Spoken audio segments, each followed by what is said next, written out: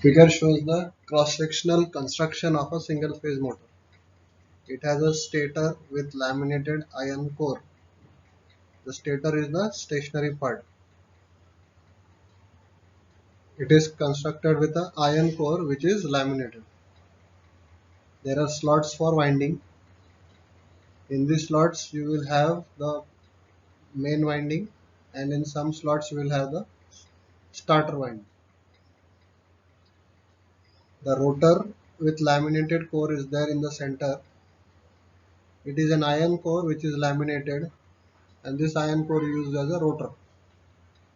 This is the rotational part. Then you have bars in between the stator and the rotor, and there is a ring. That ring is used to short circuit the bars. Main winding will have the AC supply, and the starter winding will have the starting supply. So all the components associated with the construction of a single phase motor are as shown in the figure. Now let us understand the construction of a single phase motor. From diagram we can see the single phase motor or a single phase induction motor. It has two main parts. One is the rotating part, another is the stationary part. The stationary part is called as the stator, and the rotating part is called as the rotor. The stationary part has laminated construction made up of stampings.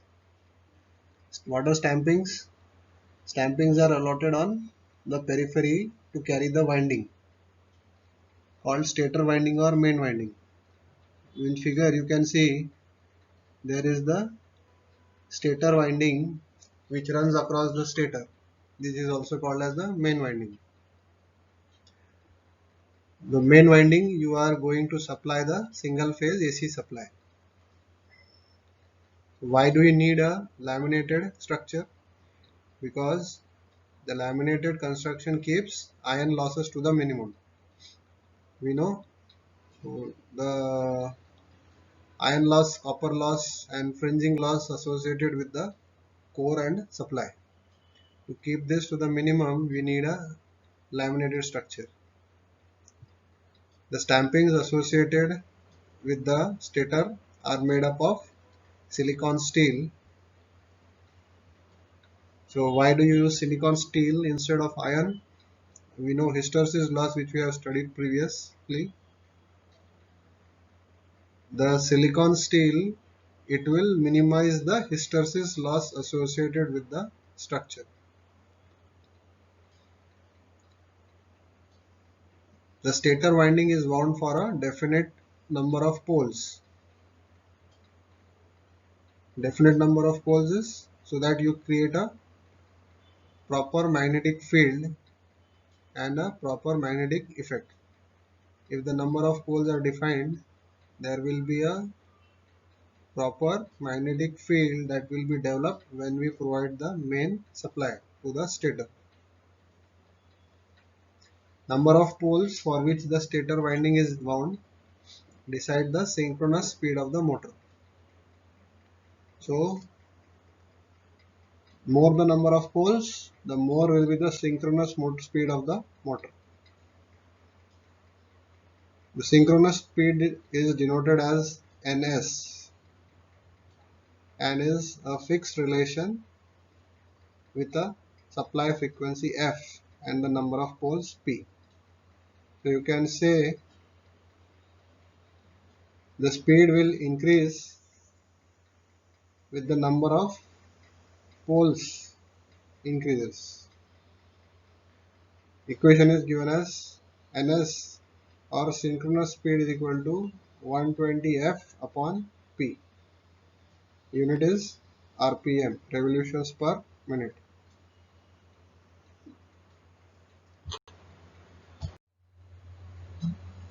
Let us understand the working principle of a single phase induction motor. In a single phase induction motor, the single phase AC supply is given to the stator winding. This stator winding is the stationary winding which will not rotate.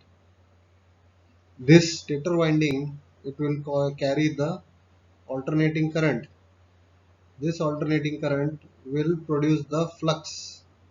This flux is also alternating in nature. This flux which is generated, it is called as the main flux. The main flux, it links with the rotor conductors. So what happens is, after the flux is linked with the rotor conductor, and EMF will be induced in the rotor. This induced EMF, it will be responsible for creating a current through the rotor, since the rotor is a closed circuit. So all this what is happening is according to Faraday's law. When you supply AC current to the winding will generate a flux to the core. This flux will travel through the core to the secondary winding, and this induced flux will be responsible for creating a induced EMF in the winding. The same thing is happening here. AC supply that is given to the stator will be responsible for creating a flux, and this flux will be responsible for creating a induced EMF in the rotor. And this flux that is induced to the rotor will create a induced EMF. This induced EMF will be responsible for creating the current. This current is called as the rotor current. This rotor current will be responsible for generating the motion in the motor. The rotor current produces another flux called the rotor flux. This will be useful for the motoring action, that is the rotation of motor. Hence the motor is called as the induction motor, because the rotating action of the motor is generated because of the induced flux that is given to the rotor. A link has been provided. You can watch the link to understand the working principle of the single phase motor.